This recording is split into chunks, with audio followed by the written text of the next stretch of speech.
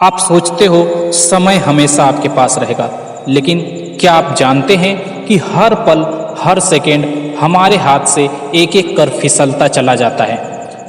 सोचो जरा, अगर एक दिन आपको पता चले कि आपने अपने समय को व्यर्थ गंवा दिया तो क्या होगा। आज मैं आपको एक ऐसी कहानी सुनाने जा रहा हूं जो आपको सोचने का तरीका पूरी तरह बदल देगी। एक ऐसी कहानी जो हर बच्चे को यह समझाएगी कि समय की कीमत क्या होती है।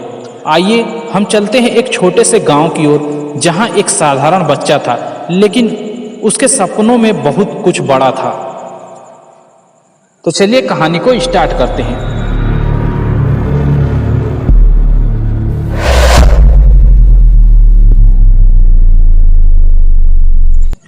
अजय एक प्यारा सा लड़का था।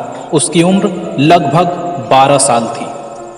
वह एक छोटे से गांव में रहता था, जहां हर कोई खेती बाड़ी करने में लगा रहता था। उसके माता पिता साधारण किसान थे। गांव के सारे बच्चे पढ़ाई के बजाय खेत में काम करने लगे थे। अजय भी खेलकूद में बहुत अच्छा था। उसे क्रिकेट और फुटबॉल खेलना बहुत पसंद था, पर पढ़ाई में उसकी रुचि बहुत कम थी। रोज वह खेल में समय व्यर्थ करता।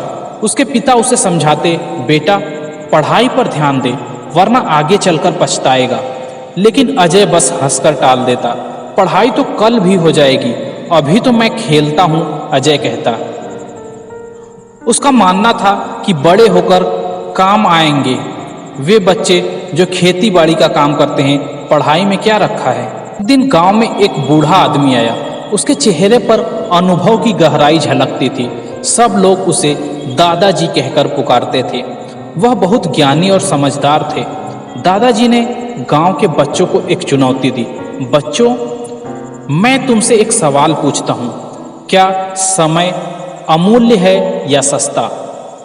सभी बच्चे मुस्कुराए और बोले, दादाजी सस्ता है, क्योंकि समय तो बस गुजरता ही रहता है। दादाजी मुस्कुराए और बोले, गलत जवाब। समय अमूल्य है। जिसे खो दिया जाए उसे फिर कभी नहीं पाया जा सकता। मैं तुम्हें दिखाता हूं कैसे। अजय की आंखें चमकने लगी। उसका मन यह जानना चाहता था कि दादाजी ऐसा क्या दिखाएंगे। दादाजी ने एक पुरानी घड़ी अपने हाथ में ली।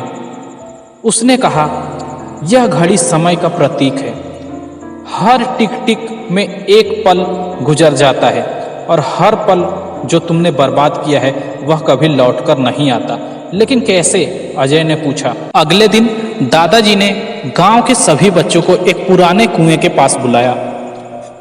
जब सभी बच्चे कुएं के पास इकट्ठा हो गए तो दादाजी आए और उनके हाथ में एक कागज का टुकड़ा था। दादाजी ने कागज का टुकड़ा दिखाते हुए बच्चों से कहा, देखो बच्चों, ये जो कागज का टुकड़ा है ये समय है।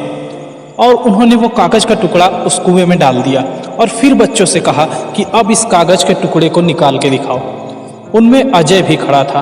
अजय ने जब ये देखा तो वो बोला, ये टुकड़ा हम कैसे निकाल सकते हैं, ये तो पानी में चला गया, काफ़ी गहराई में है, तो फिर हम उसे निकाल कैसे सकते हैं। तो दादाजी ने कहा, ठीक है, ऐसा ही, ये समय का प्रतीक था। ऐसे ही जब हमारा समय चला जाता है तो हम फिर से उसे वापस ला नहीं सकते।